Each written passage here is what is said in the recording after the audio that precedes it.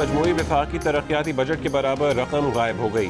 नैब ने 821 अरब रुपए रिकवर किए, जिनमें से सिर्फ 6 अरब रुपए कौमी खजाने में जमा हुए। बाकी 815 अरब रुपए जमीन खा गई या आसमान निकल गया, कुछ पता नहीं चल सका। वजारत खजाना ने तफ्तीश से भी हाथ उठा लिए, कहा कि वो तो नैब हुकाम से पूछ भी नहीं सकते कि इतनी रकम कहाँ गई। पब्लिक अकाउंट्स कमेटी में ये इंकशाफ होने पर अरकान हैरान। सेनेटर शहरी रहमान ने पूछा कि ये सारे पैसे कहाँ जा रहे हैं। PTI के नूर आलम खान ने कहा कि नैब वाले रिकवर करदा रकूम में से 20% हिस्सा रख लेते हैं। कमेटी ने ऑडिटर जनरल ऑफ पाकिस्तान और नैब के ऑडिटर को खत लिखकर आइंदा इजलास में बुला लिया। वाज़ेह रहे कि रवा माली साल के दौरान वफाकी तरक्याती बजट 900 अरब रुपए रखा गया था।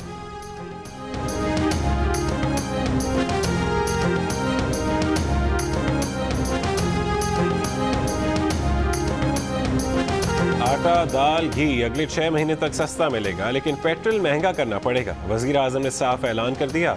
कौम से खिताब में 120 अरब रुपए के रिलीफ पैकेज का ऐलान कर दिया। कहा कि 2 करोड़ खानदानों के लिए पैकेज ला रहे हैं। 40 लाख खानदान बिलासूद कर्ज ले सकेंगे। साथ ही खबरदार भी कर दिया कि पेट्रोल की कीमतें भी बढ़ाना पड़ेंगी।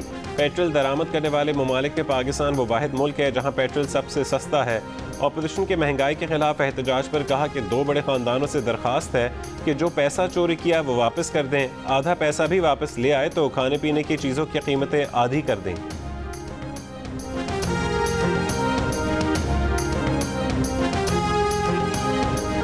सर्दियों में गैस का मसला आने वाला है, वज़ीर आज़म का इसरार, हमाद अजहर का इनकार। वज़ीर आज़म इमरान खान ने गुज़िश्ता साल ही खतरे की घंटी बजाई थी, बुध को फिर खबरदार कर दिया, लेकिन वफाक के वज़ीर तवानाई हमाद अजहर इन सवालात पर जवाब देने को तैयार नजर नहीं आए।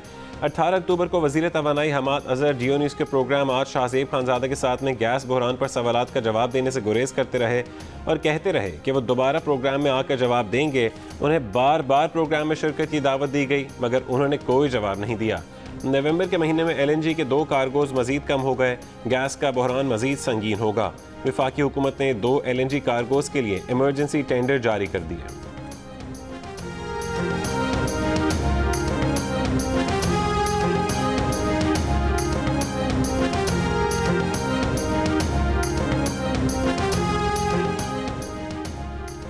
यूटिलिटी स्टोर्स ने मुख्तलिफ ब्रांड्स का घी और कुकिंग ऑयल महंगा करने का नोटिफिकेशन पहले जारी किया, फिर वापस ले लिया। तर्जुमान यूटिलिटी स्टोर्स के मुताबिक आवाम की सहूलत के लिए घी और दीगर सब्सिडाइज्ड अशिया की कीमतों में कोई इजाफा नहीं हुआ। इससे पहले यूटिलिटी स्टोर्स पर कुकिंग ऑयल की कीमत में 65 रुपये फ़ी लीटर और 1 किलो घी की कीमत में 53 रुपये किलो इजाफा किया गया था, जो अब वापस ले लिया गया है।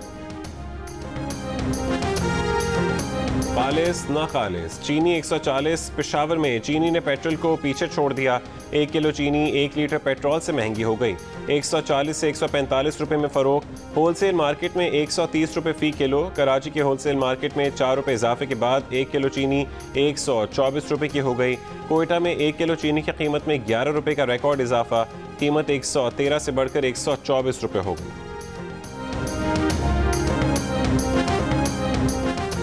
तहरीक इंसाफ वाले झूठे हैं, ये रिलीफ के नाम पर तकलीफ देते हैं। चेयरमैन पाकिस्तान पीपल्स पार्टी बिलावल भुट्टो जरदारी का वज़ीर आज़म इमरान खान के खिताब पर रद्द अमल।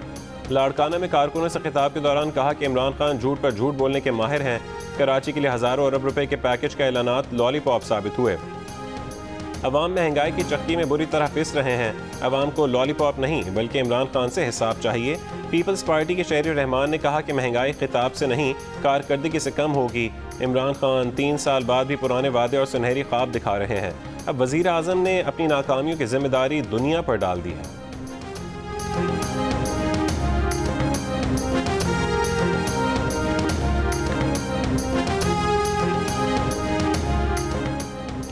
ये रिलीफ नहीं तकलीफ पैकेज है। वज़ीर आज़म इमरान खान फ्रॉड पैकेज का ऐलान करने पर इस्तीफ़ा दें। नून लीग की तर्जुमान मरीम औरंगज़ेब का रद्द अमल। बयान में कहा कि पैकेज अवाम के लिए महंगाई का नया तबाह कुन तूफ़ान होगा। आटा, चीनी, बिजली, गैस, कपास और पेट्रोल मज़ीद महंगे होंगे। ये है रिलीफ पैकेज। मुस्लिम लीग नून के रहनुमा परवेज़ रशीद ने कहा कि झूठ बोलते शर्म तुमको मगर नहीं आती। नई दिल्ली में आज पेट्रोल 110 रुपये 4 पैसे, कलकत्ता में 110 रुपये 49 पैसे, मुंबई में 115 रुपये 85 पैसे है। PDM के तर्जुमान हाफिज अब्दुल्ला ने कहा कि पाकिस्तान में महंगाई की वजह कोविड-19 नहीं बल्कि कोविड-18 है जो कौम पर मुसल्लत है। श्रीलंका, भारत, बांग्लादेश और अफगानिस्तान की निस्बत पाकिस्तान में महंगाई क्यों ज़्यादा है?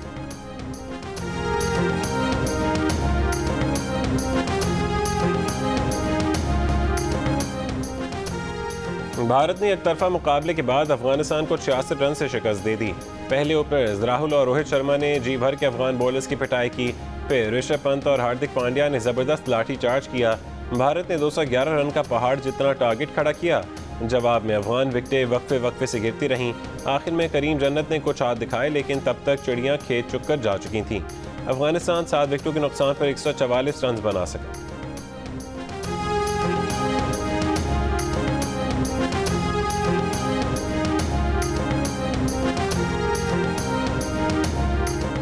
अफगानिस्तान की मायूस कुन परफॉर्मेंस पर शायकीन क्रिकेट और मुबसरीन हैरान। वफाकी वजीर अली जैदी को भी तशवीश। कहा कि अफगानिस्तान के सारे बल्लेबाज जारहाना खेलते हैं, उनके स्पिनर वर्ल्ड क्लास हैं। उन्हें समझ नहीं आती कि अफगानिस्तान ने टॉस जीतकर पहले बैटिंग का फैसला क्यों नहीं किया।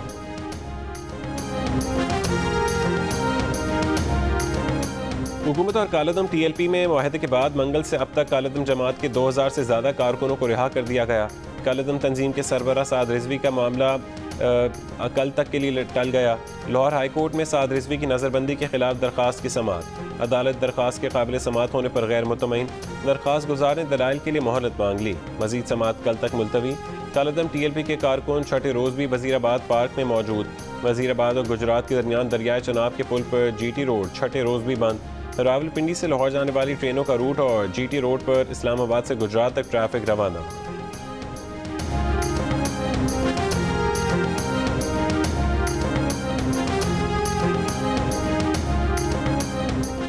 मुस्लिम लीग नून का कालदम TLP से मुआहदा फौरी अवाम और पार्लिमान के सामने लाने का मुतालबा। पुलिस के शोहदा से रवा रखे गए रवैये की मजम्मत। तर्जुमान नून लीग मरीम औरंगजेब ने कहा है कि छुप छुपा कर पिछले दरवाज़ों से किए गए मुआहदे कौमी सलामती के लिए ख़तरा और अवाम से धोखा हैं। पुलिस अवाम के लिए पहली लाइन ऑफ डिफेंस है। 4 दिन हुकूमत की ज़बान दराजी और मुतज़ाद बयानात की वजह से यह खमियाजा भुगतना पड़ा।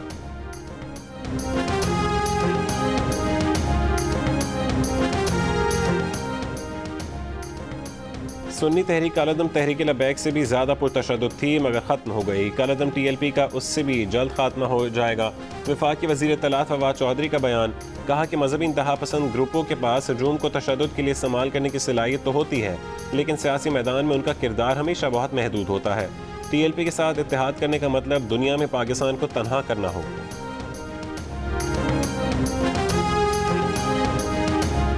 कालदम TLP और सुन्नी तहरीक फवाद चौधरी के बयान पर रद्द-ए-अमल।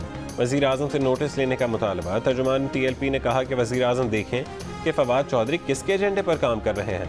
तर्जुमान सुन्नी तहरीक ने कहा कि वफाकी वज़ीर फवाद चौधरी का बयान इंतशार फैलाने के मुतरादिफ है।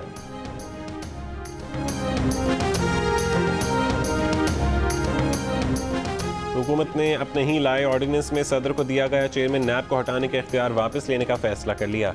तीसरा नैब तरमीमी ऑर्डिनेंस पार्लियामेंट में पेश किया जाएगा। सदर से चेयरमैन नैब को हटाने का इख्तियार पार्लियामेंट के जरिए वापस लिया जाएगा। इससे पहले वफाकी हुकूमत ने 1 नवंबर को जारी करदा तीसरे नैब तरमीमी ऑर्डिनेंस में चेयरमैन नैब को हटाने का इख्तियार सुप्रीम जुडिशल काउंसिल से लेकर सदर मुमलिकत को दे दिया था। अब यह इख्तियार सदर मुमलिकत से वापस लेकर दोबारा सुप्रीम जुडिशल काउंसिल को ही दिए जाने का इम्कान है।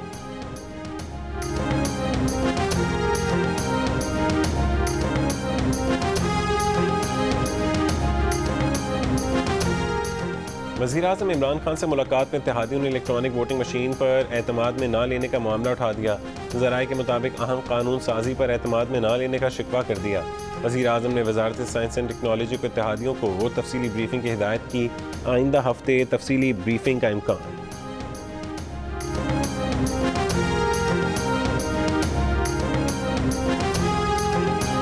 अपोजिशन लीडर शहबाज शरीफ ने वज़ीर-ए-आज़म इमरान खान को निशाने पर ले लिया।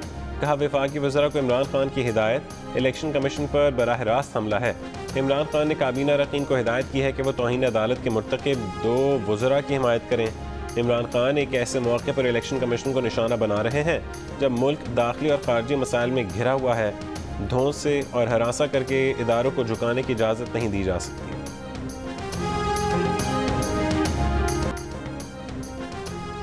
मुल्क में कोरोना के मुस्बत केसेस की शरह 1.27% पर आ गई। 24 घंटों में 561 अफराद में वायरस की तस्दीक। मज़ीद 11 अफराद इंतकाल कर गए। टंडोला यार में महकमा रेवेन्यू और महकमा सेहत की कार्रवाई। टीमों ने मुख्तलिफ इलाकों में गश्त के दौरान गाड़ियों मोटरसाइकिलों को रोक कर मुसाफिरों का वैक्सीनेशन कार्ड चेक किया। गैर वैक्सीन शुदा अफराद की एम्बुलेंस में वैक्सीनेशन का अमल जारी।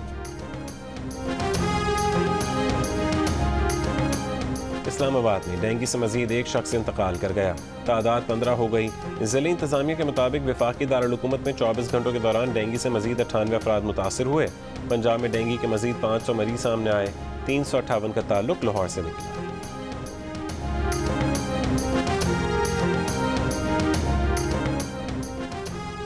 खैबर पख्तूनख्वा के महकमा जंगलात का टिम्बर का कारोबार चल रहा है, घरों में डिलीवरी पहुंच जाती है। शजरकारी से मुतालिक केस की समाअत में चीफ जस्टिस पाकिस्तान सेक्रेटरी जंगलात की गैर हाजिरी पर बरहम रिमार्क्स दिए कि क्यों ना सेक्रेटरी जंगलात खैबर पख्तूनख्वा के वारंट निकाल दें। खैबर पख्तूनख्वा में मारगिला के पहाड़ों पर होटल और रेस्ट हाउसेज बन गए हैं।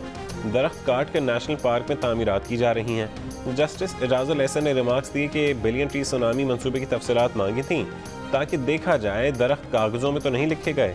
बीज फेंक कर सारा काम अल्लाह के हवाले कर दिया गया।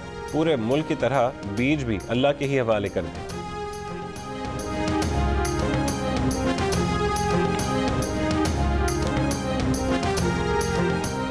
इस्लामाबाद की अदालत में नूर मुकद्दम कत्ल केस की समाअत। मरकजी मुलजिम जाहिर जाफर की पुलिस के साथ धक्कम पेल। मुलजिम कमरा अदालत में मुसलसल नाजेबा ज़बान इस्तेमाल करता रहा। जज का मुलजिम को अदालत से बाहर ले जाने का हुक्म। मुलजिम ने पुलिस एहलकार को गिरबान से पकड़ लिया। पुलिस ज़बरदस्ती मुलजिम को हवालात लेकर चली। लाहौर के फोर्टिस स्टेडियम में तीसरे इंटरनेशनल पेसेस कॉम्पिटिशन की इफ्तिताही तकरीब। इराक, उर्दन, फ़लस्तीन, श्रीलंका, मुत्तहिदा अरब अमारात और उज़्बेकिस्तान के खिलाड़ियों समेत 101 बैनुल-अक़वामी खिलाड़ी शरीक हुए। पेसेस कॉम्पिटिशन कौमी और बैनुल-अक़वामी फ़ौजी टीमों के दरमियान होने वाले सख्त तरीन मुकाबलों में से एक है।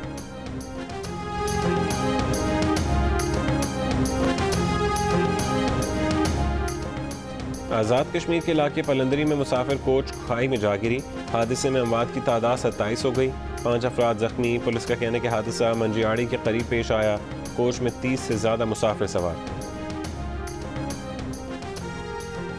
काबुल में मंगल को मिलिट्री अस्पताल में हुए धमाके में तालिबान कमांडर हमदुल्ला मुखलिस भी हलाक हुए। हमदुल्ला मुखलिस काबुल कोर और बदरी स्पेशल फोर्सेस के कमांडर थे। मिलिट्री अस्पताल के करीब 2 धमाकों में 25 अफराद हलाक और 50 से ज़्यादा जख्मी हुए थे। ग्लासगो में मौसमियाती कॉन्फ्रेंस COP26 जारी। हॉलीवुड अदाकार लियोनार्डो डिकैप्रियो की शिरकत। कम उम्र माहौलियाती कारकुन ग्रेटा थुनबर्ग का जुमे को मौसमियाती हड़ताल और मार्च का ऐलान। ग्रेटा थुनबर्ग का कहना है कि नाम नहाद लीडर्स ग्लासगो में मुलाकात कर रहे हैं। नुमाइशी बयानबाजी से साबित करवा रहे हैं कि वो कार्रवाई करना चाहते हैं। तब्दीली कॉन्फ्रेंस के अंदर से नहीं, अवामी दबाव से आई।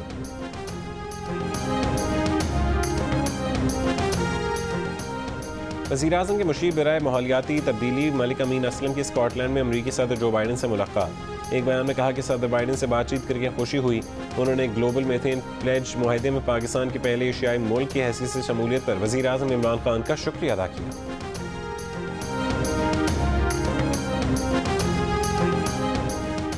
T20 वर्ल्ड कप में न्यूजीलैंड ने स्कॉटलैंड को 16 रन से हरा दिया।